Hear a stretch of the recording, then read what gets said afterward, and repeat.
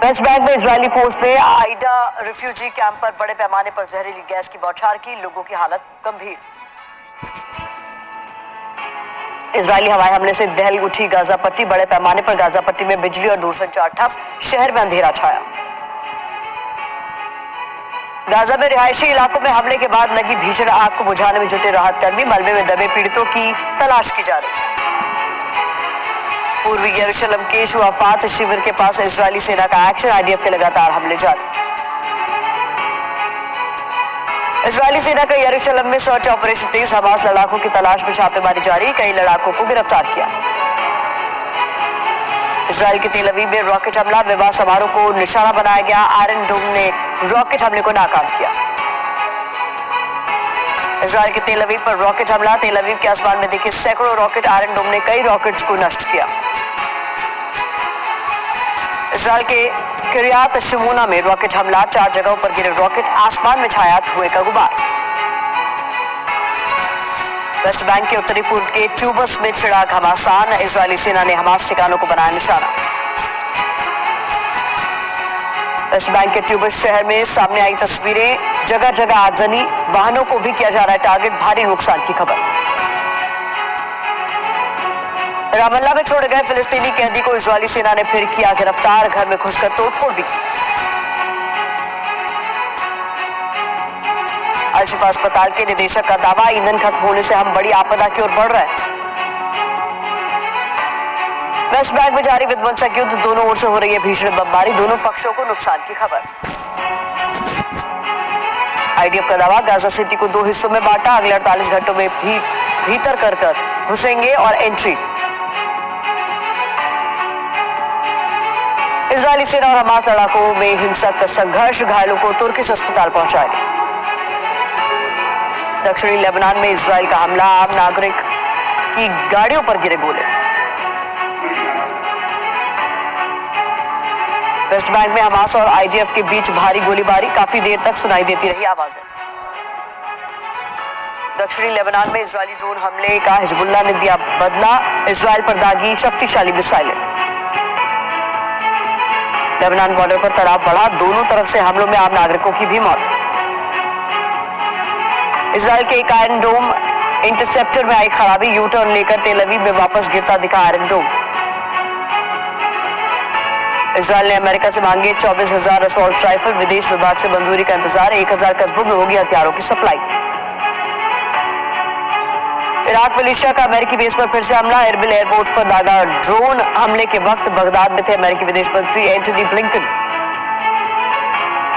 CIA निदेशक William Burns तेल अवीव पहुंचे, इजरायल अफसरों से मुलाकात की। अमेरिकी विदेश मंत्री की तुर्की के विदेश मंत्री से मीटिंग, एर्दोआन नहीं रहे मौजूद।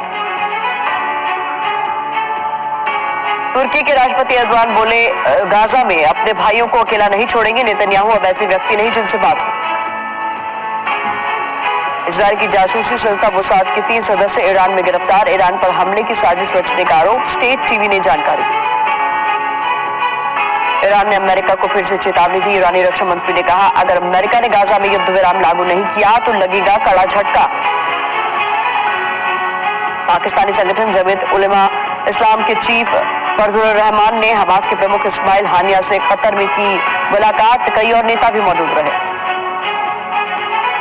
फिलिस्तीनी समर्थक प्रदर्शनकारियों पर हमला, यहूदी समर्थक ने प्रदर्शनकारी को पीटा, लंदन के चेरिंग क्रॉस स्टेशन की वारदात।